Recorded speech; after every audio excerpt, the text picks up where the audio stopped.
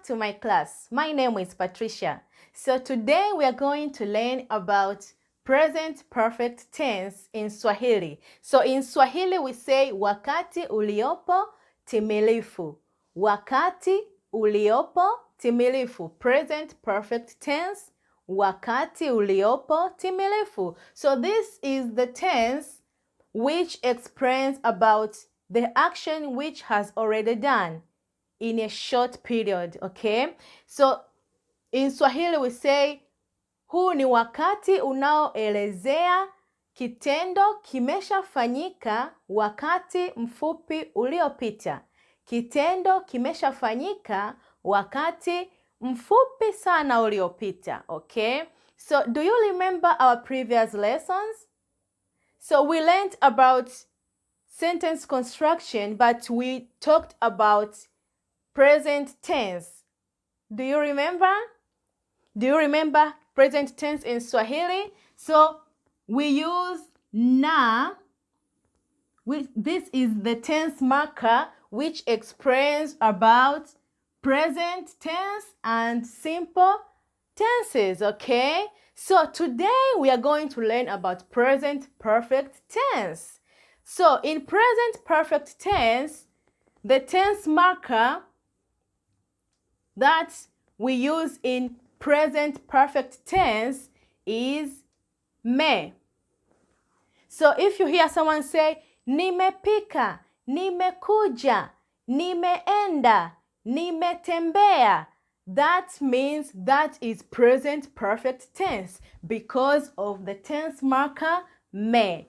Okay? So let's get started. Okay, starting with the first example is nimepika chakula kitamu. Nimepika chakula kitamu. This is the first example which explains present perfect tense, or in Swahili we say wakati uliopo timilifu. Wakati uliopo timilifu. So nimepika chakula kitamu.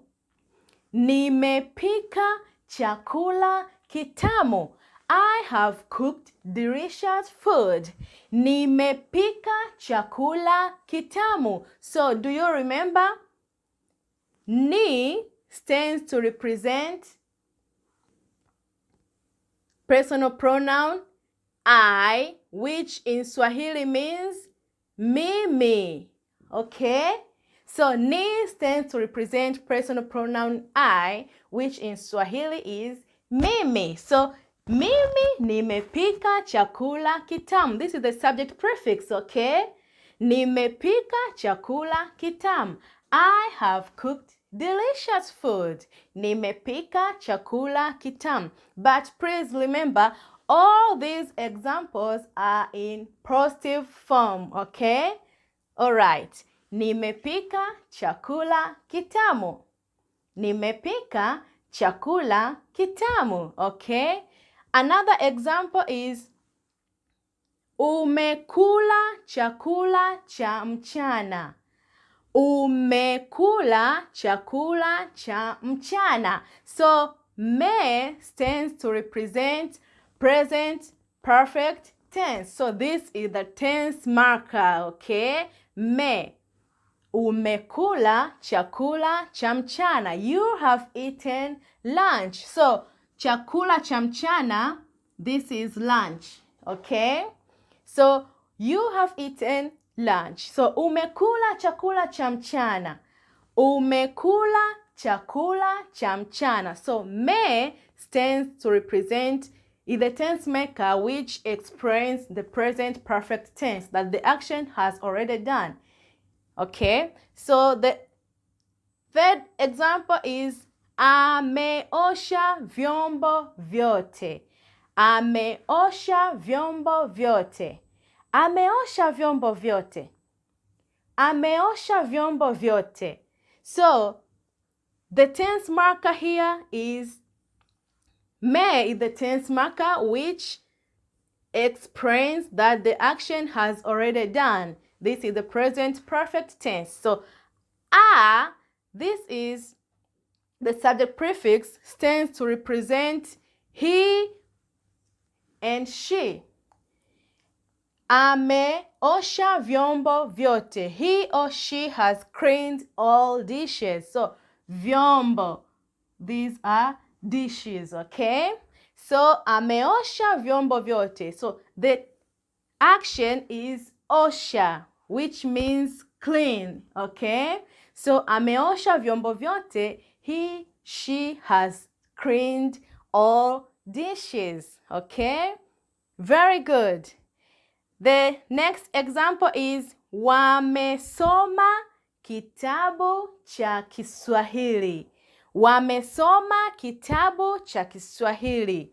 Do you remember? Wa, this is the subject prefix sent to represent personal pronoun they, which means wow. In Swahili, wow. So they have read a Swahili book. They have read a Swahili book. Wow. Wa, wow. A, he or she. Yeye. Okay.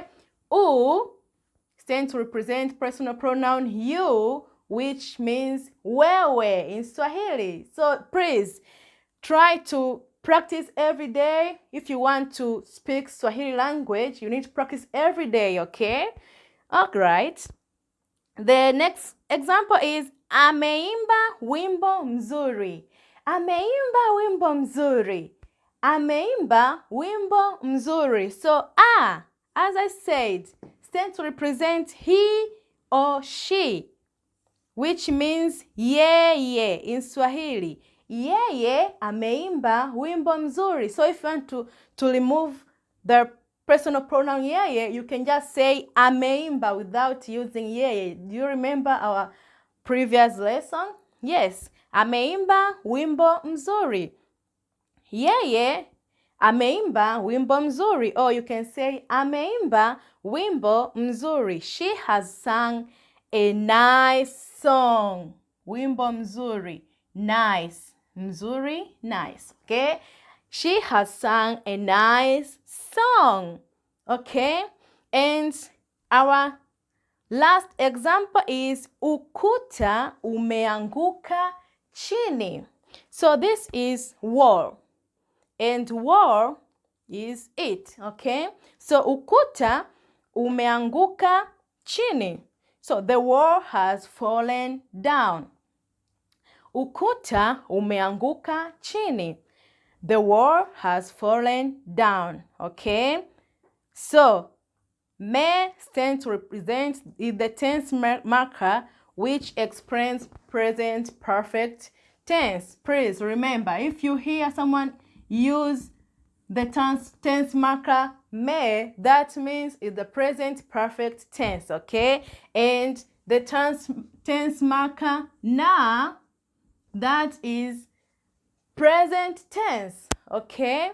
All right, so nimepika chakula kitamu.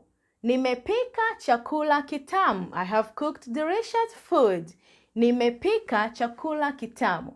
Umepika nini? Nimepika chakula kitamu. Umepika nini? Nimepika chakula kitamu. Umekula chakula cha mchana? Ndiyo, nimekula chakula cha mchana. Umeosha vyombo vyote? Ndiyo, nimeosha vyombo vyote. I have cleaned all dishes, okay? Wamesoma kitabu cha Kiswahili. Wamesoma kitabu cha Kiswahili. They have read a Swahili book. And last is ameimba wimbo mzuri.